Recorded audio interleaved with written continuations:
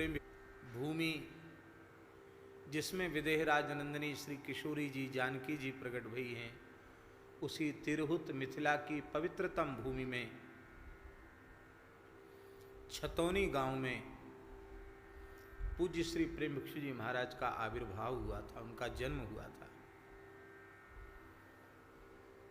बड़ा अद्भुत अनुपम उनका दिव्य जीवन चरित्र है।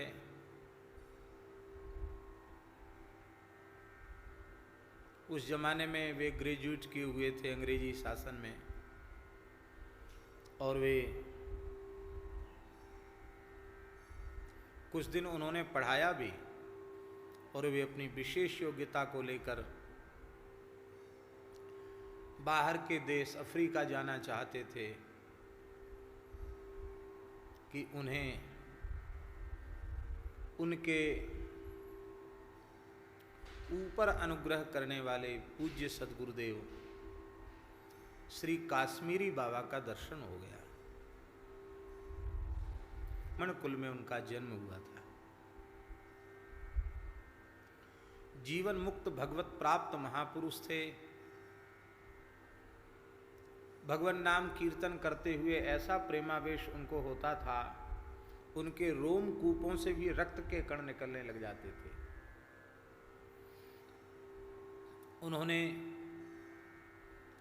इस दिव्य युवक को देखा, स्टेशन पर ही थोड़ी चर्चा हुई और उन्होंने कहा कि तुम इसलिए नहीं आए हो, तुम्हारा ये मार्ग नहीं है, तुम इसलिए नहीं आए हो, तुम तो भजन करने आए हो और भजन कराने आए हो। जिसको कहते हैं एक घड़ी आधिऊ में पुनियाद, तुलसी संगति साधु की हरे कोटि अपराध। थोड़ी देर के पूज्य सद्गुरुदेव श्री काश्मीरी बाबा के प्रवचन ने उनके विचारों को आमूल परिवर्तित कर दिया। सारे कागज फाड़कर फेंक दिए।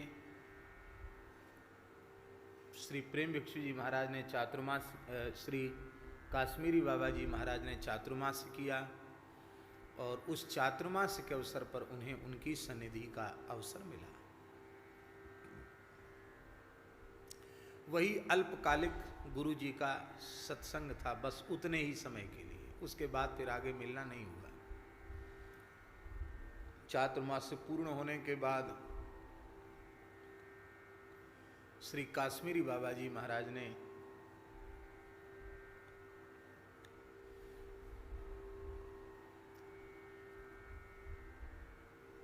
प्रस्थान करने का विचार व्यक्त किया। आप गुरु वियोग से कातर होकर रोने लगे, हमको भी साथ ले चलिए। का बस यहीं तक का मिलन था, मुझे आपकी सन्निधि, आपसे मार्गदर्शन कैसे मिलेगा।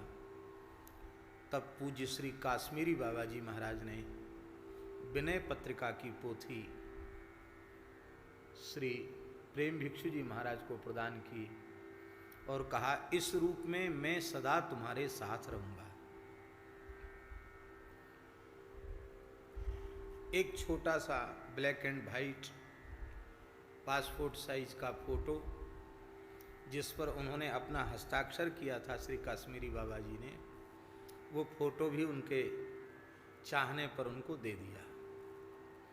इतनी ही संपत्ति प्रेम भिक्षु जी महाराज के पास थी, एक विनय पत्रिका और गुरु जी का इतना सा चित्रपट, वो पोथी में ही रखते थे।